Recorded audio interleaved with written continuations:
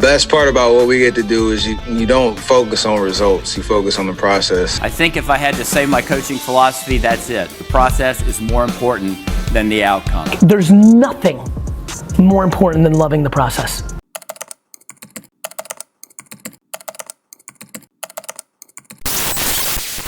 When I first opened the book Atomic Habits, a few questions popped into my mind. One, why are habits so important and won't it just make my life really boring? Second, the book advocates just 1% improvement every day, but I don't just want 1% improvements, I want huge improvements. Third, I've been jogging for about a month now and I still look exactly the same, so why bother?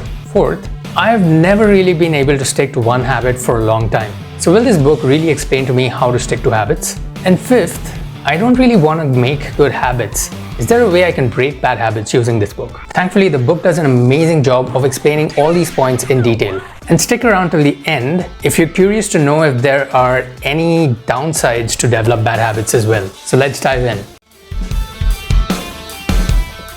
Hi, my name is Tirtho and through this channel I read too. My aim is to share whatever I have read and understood with the outside world. If it helps make a difference to the life of even a single person, I will consider this channel successful. So let's start with the first question that I had. Why are habits so important and won't it just make our lives really boring? So according to the author James Clear, habits are important only if you want to change yourself from the current version of who you are to becoming the best version of yourself. So once you're crystal clear about who you really want to become, say suppose you are an unfit person and want to become a more fit person, or if you're scrolling on social media all the time and if you want to change that and become a more mindful person, or if you want to learn how to play the guitar and you're trying to set goals to become a better musician, the only way to make that shift is not by setting goals, but by incorporating systems and habits into your life. So the theory here is that every time you perform a new habit or a new act, you give yourself an internal vote towards shifting towards that particular identity. You start to trust yourself at a very subconscious level. Your habits matter because they determine the type of person that you want to become. They're essentially the channel through which you develop the deepest beliefs about yourself. Quite literally, you become your habits. So I guess that answered my first question. Yes, habits are definitely important. But then the second part to my first question was, doesn't it make my life really boring? Now, for example, if I want to develop the habit of getting up at 5 o'clock in the morning and exercising every day. Now, what that means is I need to go to sleep at 10 p.m. so as to get my regular quota of 7 hours of sleep because that's important. But if I have to sleep at 10 p.m., that means all my social activities that go beyond 10 in the night, or if there are football matches that go beyond 10 in the night, are some things that I have to sacrifice. Now, these things are important to me, and I'm sure all of you have things that need sacrifice to develop the kind of habits that you want to do. So won't this make our life really boring? Won't you just feel like a robot going through the motions? Now, the answer given to this particular question in the book is twofold. One, to make really deep-seated internal adjustments to your lives and belief systems, you just need to have enough votes in the bank to make yourself internally believe that you're becoming that new identity. Think about it like in election. The winner doesn't necessarily win all the votes. He or she just wins the majority of the votes. It's similar with habits. It doesn't really mean sacrificing everything else, as long as that everything else is done in moderation. For example, your night outs with friends or your football matches on TV should be the exception rather than the norm. As long as that's there, you're good. So you have a little bit of color in your life, but you're sticking to your habits as well. And the second answer that the author gives as to why habits don't make your life boring is that the author argues that habits are actually going to free up space and time in your life. For example, if getting fit is really important to you and you're able to make the habit of working out as natural as maybe getting up and brushing your teeth, then you don't really need to think about it, and it actually gives you more energy to save time and space in your brain to do other things in your life. Okay, so that makes sense, right? Now I'm clear that habits are important and it won't make my life completely boring, although you do have to sacrifice a little bit. So moving on to the next question. The book, if you read the book, and I definitely recommend reading the book says that you need to make 1% improvements, short and tiny improvements every day. Now, my issue with that is I want huge improvements. How is that 1% improvement even supposed to help me at all? Now, the answer to this question essentially lies in the power of compounding. Yes, that term that you've heard in finance that makes your life really difficult, but according to the author, it works in everyday life as well. Basically, if you improve by just 1% every year, at the end of the year, you will become 37.78% better. Whatever that means, you'll just get better. Similarly, if your effort goes down by 1% every year, at the end of the year, you'll essentially be at 0. Now, I had some doubts here about whether a theoretical concept of compounding, which works well in finance and investing, actually translates to real-life habits as well. And the book does not disappoint here. It shares a really interesting story about Dave Brailsford, who is the performance director of British Cycling and who used this principle of aggregation of marginal gains to really change the face of British cycling. So how exactly did Dave Brailsford improve by 1% every time? What exactly does that even mean? He made little improvements in the cycling team. For example, he redesigned the bike seats, rubbed alcohol on the tires for better grip, asked the riders to wear electrically heated overshorts to maintain ideal muscle temperature during riding, used biofeedback sensors to monitor how each rider responds to a particular workout. These are kind of little improvements that you'd expect a professional cycling team to do. But he didn't just stop there. He tested different types of massage gels for each and every athlete to check which athlete responds to which massage gel better and led to faster muscle recovery for that particular athlete. He hired surgeons to help the riders learn the best way to wash their hands so they wouldn't get sick. They even determined the best types of pillows and mattresses that are suited for each rider so that they get the best kind of sleep every night. Now, the improvements in each of these cases were quite extreme but extremely tiny. And what did they result in? From being a team whom bike manufacturers refused to sell bikes in the fear that it would hurt sales if other people saw British cyclists riding their bikes, in a span of 10 years, winning 178 world championships and capturing 66 Olympic and Paralympic gold medals and winning the Tour de France, which is one of cycling's biggest event, more than 5 times. All this is considered to become one of the most successful runs in cycling history in the world, all due to the theory of aggregation of marginal gains employed by Dave Brailsford. After hearing that story and a few other stories, I'm basically convinced that yes, making these 1% improvements will make a difference if we can sustain it over a long period of time. Which brings me to the third question. How do we sustain it over a long period of time? For example, I've been jogging for over a month now. I look exactly the same. It's made literally no difference to my body.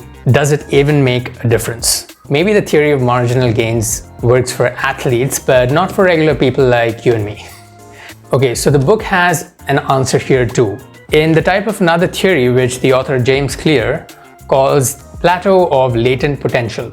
He does like his fancy names. So what does this theory say? We often expect progress to be linear, and more often than not, we expect results to come quickly. But in reality, the impact of our results are often delayed. It's not until months or years later that we realize the true value of the work that we have put in. This results in what the author calls the valley of disappointment, because we've put in such a lot of effort and hard work and we are hardly seeing any results out of it. However, according to the author, this result is not wasted. It's simply being stored, and it's not until much later that the value of this particular potential energy is released and we can actually see the results of the efforts that we've put in.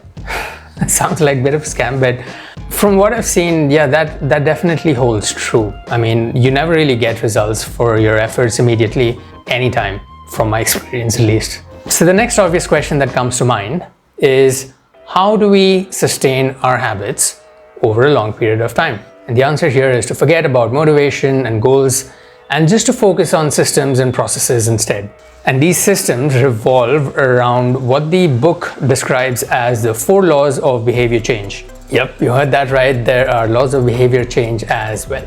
These laws essentially come from the science of how habits work. The 4-step pattern of cue, craving, response, and reward are essentially the pattern in which every habit works. And your brain runs through these steps every single time in the same exact order every time you do a particular habit. Let me give you an example. The Q would be you hitting a stumbling block in the project or work that you're doing. The craving here would be that you're feeling stuck and you want to relieve your frustration and just want to chill a little bit. And the response becomes you pulling out your phone and checking social media and just scrolling for what was initially supposed to be just 5 minutes. And finally, the reward becomes that you have satisfied this frustration through just scrolling on social media.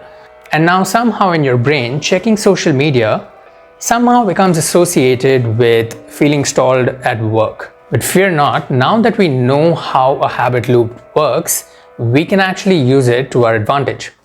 This book gives the 4 rules of behavior change, which are 1. Make it obvious, 2. Make it attractive, 3. Make it easy, and 4. Make it satisfying. Now let's try and understand this rule by taking an example of, say, if I want to develop a habit of getting up at 5 o'clock in the morning and going for a workout. So step 1, make it obvious. So since every habit starts with a cue, we want to make the cue for our habit extremely obvious. And the book suggests a 2-step method to do this. 1, a habit scorecard, and 2, something called implementation intentions. So let's see how this works with the desired habit of working out at 5 o'clock in the morning. So the first step is about a habit scorecard. What does this do? It basically makes you aware of your existing habits. Like, you need to be aware of where you are to be able to make the changes. So how does this work? 1 is you jot down every habit of yourself by just observing what you do every day in the morning, and 2nd, giving it a score in terms of positive, neutral, or negative. So a typical morning habit would essentially look like listen to the alarm, snooze the alarm, go back to sleep again, wait for the next alarm, turn it off, check your phone for notifications, just update yourself of the latest things that have come on your phone, put it down, go to the bathroom, brush your teeth, and so on and on. Now we rate these habits as positive, neutral, or negative based on the habit that we want to form. A good guide to rating these habits would be asking questions like, does this habit help me become the kind of person that I want to be? Does this habit cast a vote for or against my desired identity? Now in this particular example, habits such as snoozing the alarm or checking the phone for notifications early in the morning are against the identity that we want to build of waking up at 5 a.m. and going for a workout. So the goal of the habit scorecard here is not to change your behavior, but just to become aware of it. And now that you're aware of it, let's look at the second step, which is implementation intentions. The very simple idea to this complicated name, implementation intentions, is that you're 2 or 3 times more likely to follow through with a habit if you make a specific plan of when, where, and how you're going to implement it. By outlining a clear plan and clarifying exactly what you need to work on, you make the task simpler, which means it requires less motivation to do. So a simple framework to implement this particular implementation intention strategy is what is called in the book as action time location strategy. There are a lot of buzzwords in this book, so bear with me.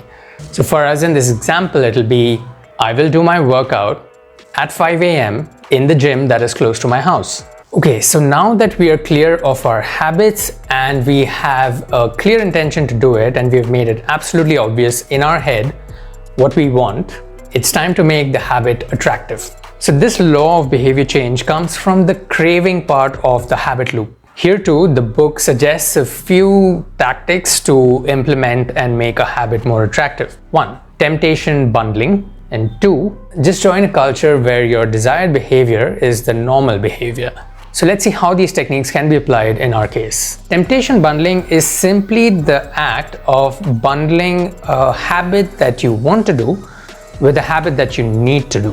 For example, if you already have an existing habit of getting up in the morning and having a cup of coffee just to feel awake, what you would do with temptation bundling is that you would only have that coffee once you have put on your workout shoes. So basically, you're kind of bundling the habit that you want to do with an existing habit that you already have. Makes sense. The second tool is the more obvious one, which is just to join a culture or a group of people who work out. Having an accountability partner in the gym is probably one of the most effective strategies to go to the gym regularly. The underlying principle here is that nothing sustains motivation more than belonging to a tribe. Alright, now coming to the third law of behavior change, make it easy. Now the book here has a few tactics to make a habit easy. I'll give you 3 that I found most useful. 1, reduce friction and prime the environment, which, as the name suggests, essentially means to make the environment as suitable as possible so that you can do that particular habit with as little friction as possible. So in our case, having our gym bag ready with our towel and water bottle and our gym shoes ready right at the doorstep would make the process as frictionless as possible. Second, the book mentions something about mastering the decisive moment. Basically, what it says is that there are certain point of times or certain sections of decision making in any day that really determine the course of how that day becomes. For example, the point of time when you wake up, when you have to make that split-second decision of whether I'm just gonna snooze the alarm or whether I'm gonna get up and wear my gym shoes, is a decisive moment that will deliver outsized impact in your day. And the book just suggests to become hyper aware of these particular moments, because if you're really aware of these moments, it's just easier to make the right decision. And the third point, which was slightly controversial for me, is something that the author calls the 2-minute rule. The 2-minute rule basically says that you just need to do your habit for 2 minutes when you start. And the underlying logic is that just make the habit as easy as possible to start. So how does this work in terms of getting up at 5 a.m. and working out? According to the 2-minute rule, all you do is, in the start, all you do is wake up, wear your gym shoes, get that coffee, and just walk out to the gym.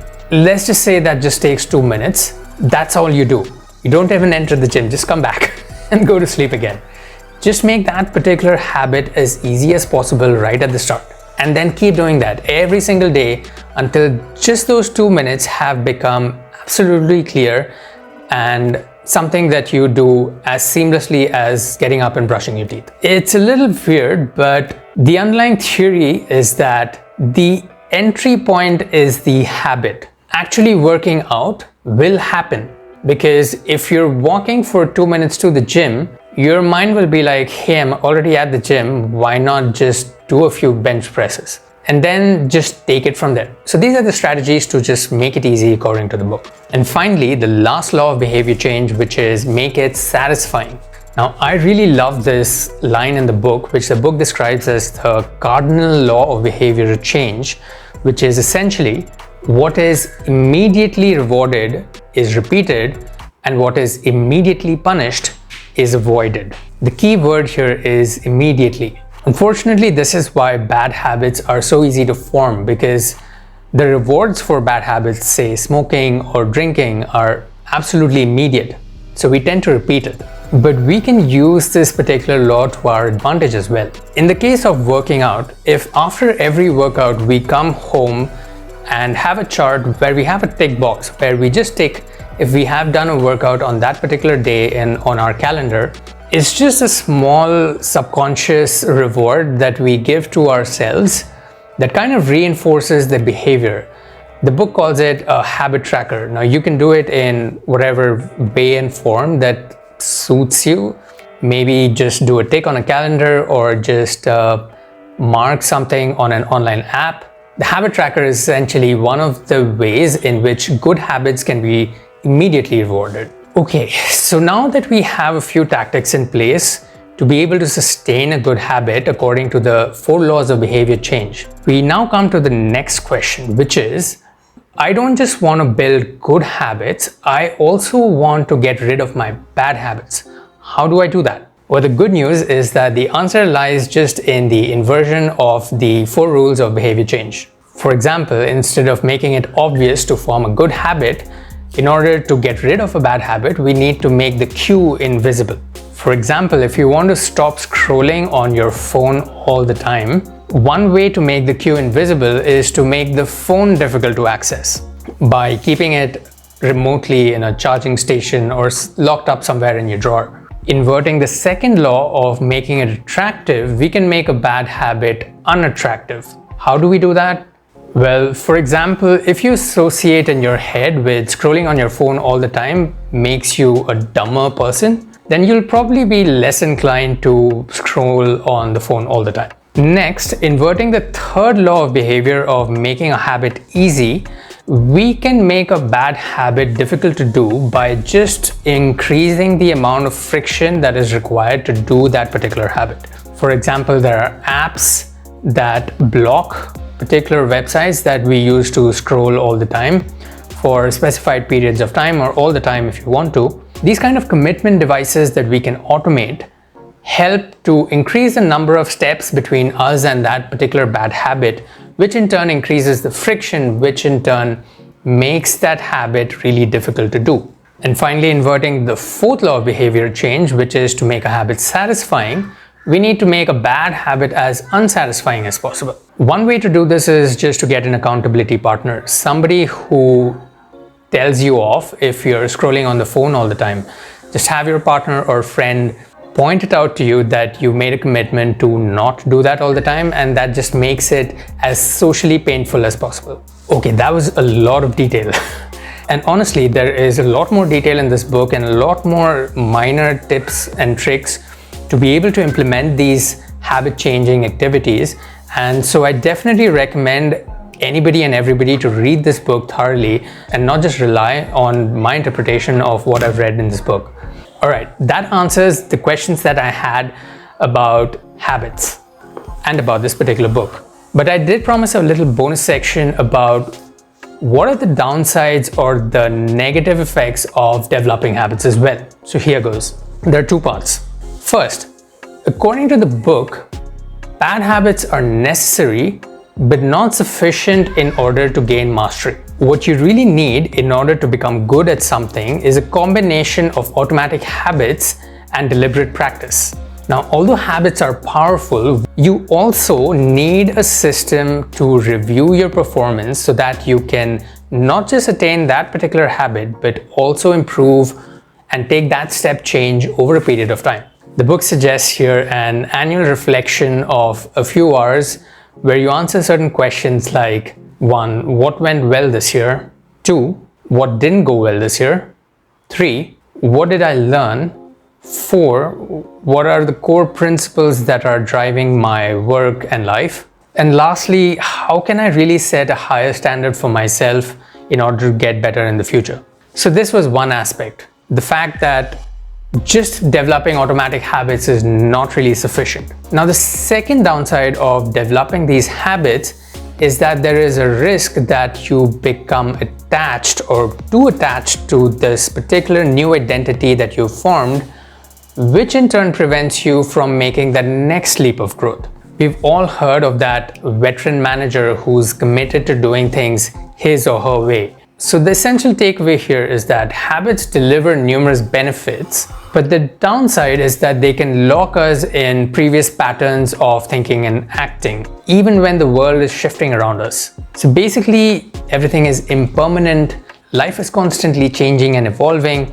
So what is really critical while implementing these strategies of developing habits is to have that critical review period wherein you check whether these new habits and systems are still serving you in the long run. A lack of self-awareness is poison. Review and reflection is the antidote. So there you have it. Atomic Habits by James Clear is an amazing book, and I highly recommend it to anybody and everybody who is committed to improving their lives. Please let me know if there's any other book that you'd like me to review. That's it from me. Keep reading and ciao.